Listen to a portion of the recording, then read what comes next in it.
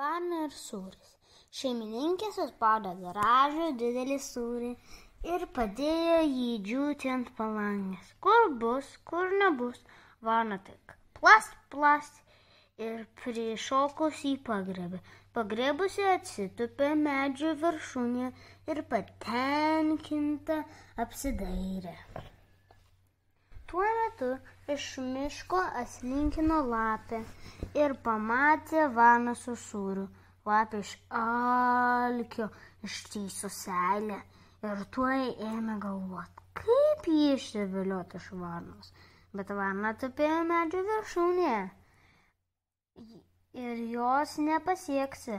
Labą dieną, kaimynė, ėmė kalbinti lapė varną. Kaip gražiai žvilga tavo plunksnos, kokia daili galva, kaip tu moki aukštai skraidyti. Varnai pasitenkinimo net aukščiau pakėlė uodegą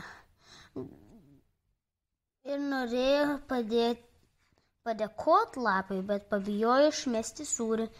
O tavo balsas tai gražiausias iš visų paukščių, kai giedi tikras paukščių karalienė.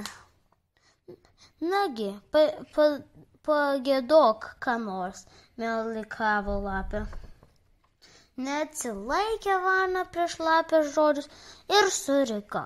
Kar! Sūris lept iš snapo ir įkrito lapė į nasrus. Nusijuokė lapė ir nuskuodė į mišką pusryčiauti. Jei taip kvepėjo šviežias skanus sūris, o varna tupėdama medžio viršūnėje ėmė verkti, kad dėl savo kvailumo patikėjimo lapės žodžiais ir neteko sūrio.